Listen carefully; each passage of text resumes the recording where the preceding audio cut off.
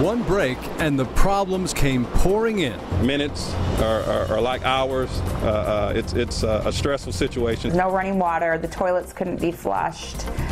And then the concern came up about lack of sprinkler systems in the school. A water main break shuts down a county, closing schools, businesses, restaurants, and even a major highway. Lost the power line and a couple dumpsters and a bunch of stuff's washing away. Not open today, not today. Tonight, a flood of questions. How in the world did this happen? Any idea what caused it yet? Not exactly. So our watershed staff will do a deep dive to determine what happened, how it happened, and number one, what can be done to create a more secure environment going forward. And more importantly, when will the water be back on? The boil water advisory won't be lifted ultimately until sample results return. So it could be days. Could be days, yes. Well, tonight the DeKalb County CEO is promising a full-scale investigation into the cause of today's massive water main break. The line, which reportedly was only 20 years old, broke overnight near Buford Highway, flooding streets and businesses. And tonight we've learned that a 60-foot section of that line was damaged. Now this is a huge deal because that water main was directly connected to the county's water treatment plant. Well, right now repairs are underway, but we're told this will not be a quick fix. In fact, crews actually have to dig out all that saturated earth and replace it with a rock foundation before they can even begin on that water main. But there is some good news tonight.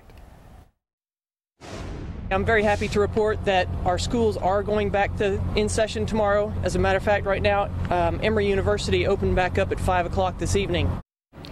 Well, Fox 5's Denise Dillon is live in DeKalb County at the scene of the water main break. And Denise, some good news for parents, but this mess still far from over. Yeah, well, schools will be back in session tomorrow, as you just heard. But I got to tell you, I am right here at the scene of where this system collapsed. And the crews behind me are saying that they have made substantial progress. Right now, they are digging out all that saturated earth. And throughout the night, they will be filling this with rock to build a foundation. Once that is complete, they'll be able to build that new line. We plan to work around the clock and won't stop. Crews working through the night, repairing the damage left behind after a massive water main break in DeKalb County. This is a big one. The broken water main is 4 feet in diameter. This is a 48-inch transmission main, which is tied directly to our drinking water plant. It's one of 4 main transmission mains that we got that serve the entire county. Gushing water turned Buford Highway into a river during the morning commute. And check out the size of this sinkhole caused by the crumbling ground. No or low water pressure shut down businesses and schools. Authorities say they believe this watery mess was caused by a damaged storm sewer. That it may have collapsed, which ultimately eroded the support of the ductile iron pipe, and actually it collapsed under its own weight. From her hair salon, Jemiah Barker can see the ongoing repair work. The longer she doesn't have water, the bigger impact it will have on her business. Yeah, we've been turning it on and off all morning trying to see when it was going to get ready to come back home. Authorities say it could be 48 hours before the new line is ready for water. It may take days before the boiled water advisory is lifted. But with the water pressure already improving, DeKalb schools will be back in session tomorrow. And children are encouraged to bring some extra H2O. And if we can, send them some bottled water. If not, they will have the bottled water. And schools will have extra bottled water on hand. They'll also have hand sanitizer.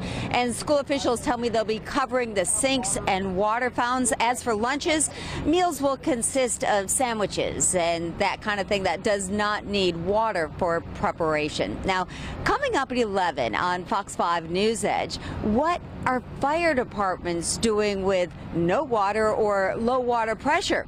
I'll have that for you on the news, on Fox 5 News Edge. Reporting live in DeKalb County, Denise Dillon, Fox 5 News. All right, we'll see you then, Denise. Thanks.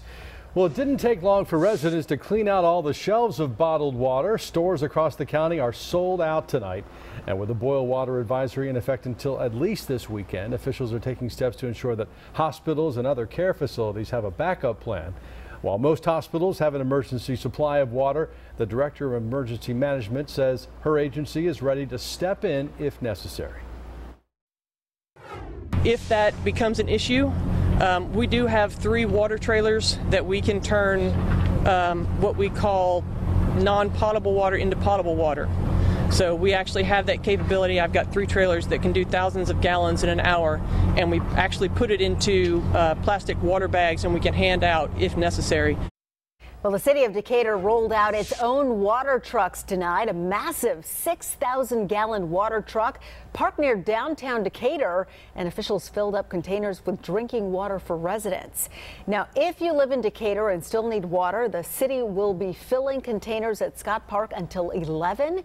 Officials say residents need to bring their own containers and an ID. There's a 2-gallon limit per adult. And just a mile away, Wild Heaven Brewery has also been handing out water at its tap room all night. It turns out the brewery dug its own well when it built the facility in Avondale Estates. The 400-foot well was designed to provide water for brewing beer, of course, but today it gave them a way to give back to their neighbors in Decatur and DeKalb County. Well, lots of you also showed up for DeKalb County's animals today. DeKalb County Animal Services and Lifeline Animal Project sent out an urgent request for water donations this morning. Well, within just a few hours, hundreds of bottles of water were sitting inside their shelters. Tonight, shelter officials are thanking the community for their support. They now say they have plenty of water to care for their animals. We are under a boil water advisory per federal and state rules, and so we're advising all of our customers, of course, that because pressure dropped, before drinking the water, they should boil it. You heard it there from the county's Deputy Chief Operating Officer Ted Reinhardt. DeKalb County under a boil water advisory tonight and for the foreseeable future. Now, Fox 5's Tom Haynes is here now with a breakdown of exactly what you need to know. And Sine and Russ, the boil water advisory is only for DeKalb watershed customers, not Atlanta water customers who live in DeKalb County. Boiled water is always the best option, but boiling your tap water can kill any bacteria if done correctly. First, remember to heat your water until it reaches a rolling boil. Then let it sit for about a minute, and you'll want to boil all tap water, even if it is filtered. Now, here are some other do's and don'ts. Do use your dishwasher. Generally, household dishwashers are safe if the water reaches a final rinse temperature of 150 degrees. You can use your tap water for laundry. You can also shower, but don't swallow any water. And if you're worried about your kids, baths may be safest. Now to the don'ts, and there are several. Do not use tap water to wash your vegetables. Boil it first. Don't brush your teeth with tap water. Use bottled or boiled water. Don't give your pets tap water. They can get some of the same diseases people get. And finally, use ice from ice trays, dispensers, or ice makers. Throw it all out, fill it back up when the water is safe to drink. And remember, you should continue to boil your water until notified that the system's been restored to full operation and it's once again safe to drink. Sine? All right, important tips. Thanks, Tom. Well, in addition to dealing with this massive water main break crisis, DeKalb County currently scrambling. They're trying to find a new director of watershed management. Yesterday, Director Scott Towler submitted his letter of resignation, which was accepted by the county's chief operating officer. The director's responsibilities have been turned over to acting director Reggie Wells.